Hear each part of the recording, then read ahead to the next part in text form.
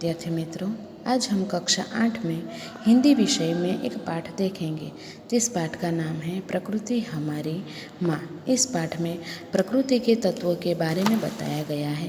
प्रकृति के तत्व का हम रक्षण कैसे करें या फिर प्रकृति के तत्व हमारे जीवन में कितने महत्वपूर्ण हैं, इसके बारे में इस पाठ में हमें विस्तार से बताया गया है। इस पाठ में तुलिका और तनुल दोनों भाई बहन की बातचीत यहाँ पर बताई गई है। इस पाठ को अब हम विस्तार से। तुलिका एक दिन प्रातःकाल अपने भाई के साथ झील की ओर घूमने निकली। इस समय पूर्व दिशा में सूर्योदय हो रहा था। लाल रंग का सूरज ऐसा लग रहा था जैसे आग का दहकता गोला हो। सूरज की सुनहरी किरणों ने झील के नीले जल को भी सुनहरा कर दिया था। तभी तनुल ने कहा, चलो बहन, भगवान सूर्य को हम प्रणाम करते हैं। मैं भगवान सूर्य के मंत्र बोलता हूँ, तुम उन्हें दोहराना। इसमें 12 मंत्र हैं। प्रत्येक मंत्र सूर्य भगवान के विशिष्ट नाम से संबंधित।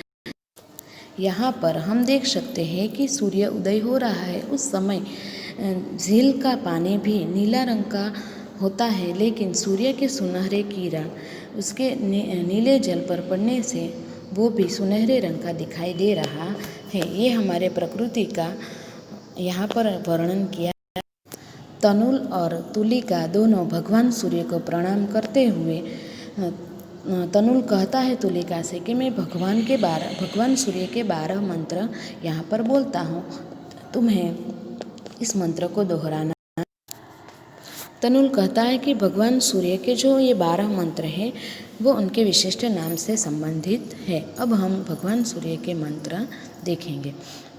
ओम मित्राय नमः, ओम रवये नमः, ओम सूर्याय नमः, ओम भानवे नमः, ओम पुष्णे नमः, ओम हिरण्यगर्भाय नमः, ओम मरीचे नमः, ओम आदित्याय नमः, ओम सवित्रे नमः, ओम अर्काय नमः, ओम भास्कराय नमः, ओम सवित्रो सूर्यनारायणाय नमः।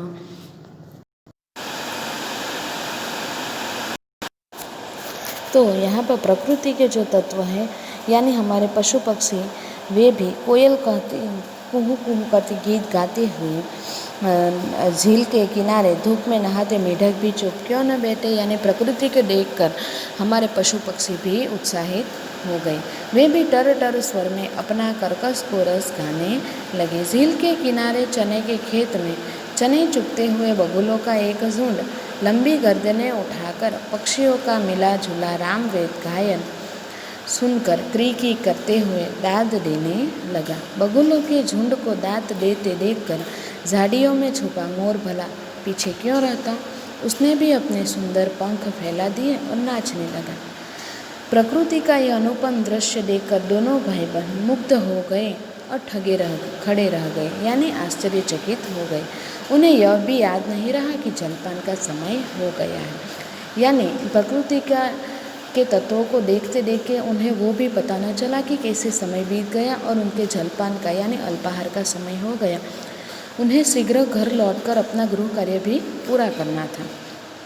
शायद वे और भी देर तक प्रकृति के सौंदर्य का रसपान करने में खोए रहते, यदि एक नन्ही गिलहरी बादाम के पेड़ से कूदकर तनुल के पाँव के पास न आती। गिलहरी यानी हम गुजराती में बोलते हैं खिसकोली। वो दोनों भाई बहन प्रकृति के तत्वों को देखने में इतने मग्न हो गए थे कि उनको समय का पता ही नहीं चला। लेकिन एक छोटी सी गिलहरी यदि तनुल के पैरों के पास नहीं आती तो दोनों का ध्यान भंग होता ही नहीं, जिससे उन्हें पता न चलता समय का। गिलहरी के कूदने से तनुल का ध्यान भंग हुआ। नन्ही गिलहरी उसके पाँव के पास पड़े बादाम के फल को कुछ कुछ कर तोड़ने में व्यस्त हो गई। पर तुलिका का ध्यान उस ओर न था। वह तो गुलाब की क्यारियों के ऊपर मंडराती रंग बिरंगी तितलियों की सुंदरता निहारने में मग्न थी।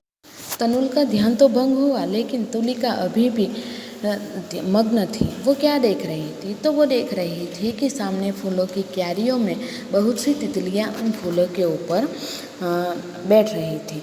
और इस प्रकृति के इस तत्व को देखकर तुलिका एकदम ध्यान कुछ देर बाद दोनों भाई बहन प्रातः भ्रमण करके घर पहुँचे। घर पहुंचकर दोनों ने अपने प्रातः भ्रमण का विवरण अपनी माता से सुनाते हुए कहा, माँ, आज हमने अनेक सुंदर वस्तुएं देखी, हमें बहुत अच्छा लगा। माँ ने कहा, हाँ बेटा, यह प्रकृति सुंदरता से भरी पड़ी है। तुम जितनी बारीकी से इसका अवलोकन करोगे तुम्हें उतना ही आनंद आएगा। यह सुंदर ही नहीं, बहुत उदार एवं दानी भी है। जरा सोचो तो, यह हमें कितनी वस्तुएं देती है। अन्न, जल, वायु सभी तो हमें प्रकृति से ही मिलता है। प्रकृति हमारी माँ है। इस माँ की हम जितनी सेवा करेंगे वह हमें बदले में उतना ही प्यार देगी। इसकी प्रत्येक वस्तु भी हमें रक्षा करनी चाहिए, दुरुपयोग नहीं करना चाहिए। यानी हमें जितनी वस्तुओं का जितना उपयोग करना है हमें उतनी ही वस्तुएं लेनी चाहिए। इसका दुरुपयोग करना प्रकृति की चोरी कहलाती है। वह कैसे माँ? यहाँ पर प्रकृति की चोरी की बात की है तो दोनों भाई बहन सोच में पड़ गए कि वस्तु की चोरी तो होती है लेकिन प्रकृति की चोरी कैसे हो सकती है। तब माँ से उन्होंने प्रश्न किया कि वह कैसे हो सकती है। तनुल और तुलिका ने एक साथ प्रश्न किया। इस पर माता जी ने दोनों को गांधी जी से जुड़ी एक घटना सुनाई। वह इस प्रकार थी। इस बात का विवरण करते हुए तनुल और तुलिका को समझाते हुए उसकी माँ ने उनसे एक प्रसंग यानी एक घटना की बात की। यह घटना गांधी जी से जुड़ी हुई थी। एक बार महात्मा गांधी प्रयाग में मोतीलाल नेहरू के यहाँ आनंद भवन में ठहरे थे। प्रातःकाल के नित्य कर्म से निवृत्त होकर वे पानी से कुल्ला कर रहे थे। यानी सुबह हम उठते ही सुबह की हमारी जो दिनचर्या होती है वो हम करते हैं। यहाँ पर भी गांधी जी उसी समय वही कार्य कर रहे थे। बातचीत करने में पानी समाप्त हो गया। यानी महात्मा गांधी जी मोतीलाल नेहरू से बातचीत करते हुए उन्होंने जो पानी रखा था अपनी सुबह की प्रातः क्रिया करने के लिए वो समाप्त हो गया। उन्होंने दोबारा पानी लेते हुए खेद प्रकट किया और कहा, बातचीत में ध्यान रहने से मैंने पहला पानी आवश्यक रूप से खर्च कर दिया। मुझसे बड़ी भूल हो गई है। अब मुझे दोबारा पानी लेना पड़ेगा। गांधी जी मोतीलाल नेहरू से बात करने में इतने मग्न हो गए थे कि उनका पानी समाप्त हो गया। दोबारा उन्हें नदी में से जल लेना पड़ा तो वो खेद व्यक्त कर रहे थे कि आपके साथ बातचीत करने में मेरा सारा पानी खर्च हो गया और मुझसे बड़ी भूल हो गई। अब मुझे दोबारा पानी लेना पड़ेगा। इस पर गांधी जी की यह बात सुनकर नेहरू जी हंसते हुए कहे, हमारे प्रयाग में तो गंगा, यमुना और सरस्वती का संगम है, तो यहाँ पानी की क्या कमी। तब गांधी जी बोले, गंगा यमुना मेरे लिए ही नहीं बहती, इनका जल करोड़ों व्यक्तियों के काम आता है। यानी गांधी जी कहते हैं कि सिर्फ ये गंगा यमुना हमारे लिए अकेले के लिए नहीं बहती, इस पृथ्वी के समस्त जीवों के लिए भी उसका पानी आवश्यक है। तो प्रकृति में कोई वस्तु चाहे जितनी उपलब्ध हो, मनुष्य को उसमें से उतना ही खर्च करना चाहिए जितना उसके लिए आवश्यक हो। ऐसा न करने से दूसरों के लिए कमी पड़ेगी और वह प्रकृति की चोरी समझी जाएगी। यहाँ पर गांधी जी मोतीलाल नेहरू से कहते हैं कि यहाँ जो हमारी प्रकृति है हमें उनमें से जितनी चीज़ की जितनी आवश्यकता होती है, चीज़ वस्तुओं की, हमें उतना ही लेना चाहिए, उतना ही खर्च करना चाहिए। हमारी आवश्यकता जितनी होती है उतना ही। यदि हम ऐसा न करें तो दूसरों के लिए उस वस्तु की कमी हो सकती है और उसे प्रकृति की हम चोरी। यहाँ पर गांधी जी हमें पता है कि गांधी जी को सुबह की दिनचर्या के लिए जितना पानी चाहिए था उतना ही पानी उन्हें लेना था, लेकिन बातचीत करने में उन्होंने पानी थोड़ा व्यय कर दिया, उसके लिए उन्हें खेद था। हम भी शायद ऐसा ही करते हैं कि बातचीत में हम हमें जितना पानी चाहिए था उतना पानी न लेकर हम उसका व्यय होता रहता है। कपड़े धोने के लिए जितने पानी की आवश्यकता होती है उससे ज़्यादा पानी बाल्टी में से या फिर टब में से बाहर निकलता है और वो पानी वेस्ट हो जाता है, वो सीधा गटर में जाता है, वो पानी किसी के उपयोग में नहीं आता। इसलिए यहाँ पर कहा गया है कि पानी का हम संभल के हमें उपयोग करना चाहिए, क्योंकि वो भी हमारी प्रकृति के तत्व हैं। इस घटना को सुनाने के बाद माता जी ने दोनों बच्चों को समझाते हुए कहा, आजकल देखा जा रहा है कि हम मनुष्य प्रकृति माँ की सेवा न करके उसके विनाश में लगे हुए हैं। हमने जंगलों को काट कर नष्ट कर डाला है, वन्य पशुओं को मारकर उनकी संख्या बहुत कम कर दी है। बड़े बड़े कारखाने से निकलने वाले दूषित जल ने नदियों के पवित्र जल को मैला ही नहीं किया, उसे जहरीला भी बना दिया है। आज हम वर्तमान समय में देख सकते हैं कि बड़े बड़े कारखानों और कंपनियों से निकलने वाला दूषित जो पानी होता है उसका सीधा जो निकाल होता है वो सीधे नदियों में या फिर समंदर में किया जाता है, जिसके कारण नदी और समंदर का पानी गंदा हो जाता है। उसका जहरीला पानी समुद्री और नदियों के जल में रहे जीवों को भी नुकसान होता है। ये हमारी प्रकृति का है, विनाशी ही तो है और क्या है।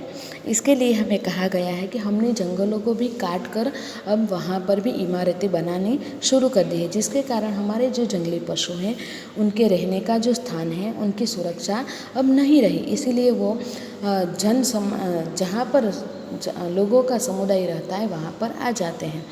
इसीलिए हमने प्रकृति का कितना नुकसान किया है, तो हमें प्रकृति के तत्वों को बचाना चाहिए, उनका नुकसान नहीं करना चाहिए। प्रकृति के इस विनाश का ही परिणाम है समय पर वर्षा न होना, कहीं कहीं अधिक वर्षा होने से बाढ़ आना, भूकंप आना, तरह तरह की नई नई बीमारियों का फैलना आदि। माँ को हम कष्ट देंगे तो हमें दंड तो देगी, क्यों? ठीक है ना। यहाँ पर प्रकृति के विनाश का क्या परिणाम आता है इसके बारे में बताया गया है कि प्रकृति का विनाश हो रहा है, इसीलिए अब समय पर बारिश नहीं होती। हमें पता है कि 4 महीने ठंड लगती है, 4 महीने गर्मी होती है और 4 महीने बारिश होती है, लेकिन अब हम देखते हैं कि शायद 2 महीने भी अच्छी तरह से बारिश नहीं होती। उसका क्या परिणाम है? तो प्रकृति को हम नुकसान कर रहे हैं। इसीलिए कहीं कहीं पर ज़्यादा बारिश होती है तो बाढ़ आ जाती है, जन समुदाय, प्राणी, पक्षी सभी का विनाश हो जाता है और कहीं कहीं पर बारिश ही नहीं गिरती, भूकंप आते हैं। ये से कुदरती जो आफतें हैं वो आनी शुरू हो जाती है। इसका क्या कारण है? तो इसका कारण है कि प्रकृति का जो संतुलन है वो अब नहीं रहा। आज हम नई नई बीमारियों के बारे में सुनते हैं या फिर लोग नई नई बीमारियों का भोग बनते हैं। इसका भी क्या परिणाम है? तो कि प्रकृति के तत्वों को हम नुकसान करते हैं, इसीलिए इन सभी बीमारियों को हम हम आमंत्रण देते हैं और सभी जीवों को इस तरह से बीमारियों को हम कैसे बचाएं, इसका हम इलाज करना चाहिए। उसका एक ही उपाय है कि हमें अपनी प्रकृति को नष्ट होने से बचाना है। यदि हम अपनी माँ को नुकसान पहुँचाएंगे तो माँ तो हमें दंड देगी ही। अब तुलिका ने पूछा, माँ प्रकृति रूपी माँ की सेवा के लिए हमें क्या करना चाहिए? तुलिका को प्रश्न होता है और अपनी माँ से वो पूछती है कि प्रकृति रूपी माँ को हम कैसे बचा सकते हैं। इस पर माताजी ने कहा, सबसे पहले तो ये जरूरी है कि हम प्रकृति रूपी माँ से प्रेम करें। प्रेम का तात्पर्य है प्रकृति की प्रत्येक वस्तु के साथ अपनेपन का भाव तथा उसकी रक्षा करना। माताजी ने तुलिका से कहा कि हमें प्रकृति रूपी माँ से प्रेम करना चाहिए। जिस वस्तु से हम प्रेम करते हैं, जिससे हमारी भावना जुड़ी होती है, उसको हम कभी नुकसान नहीं पहुँचाते।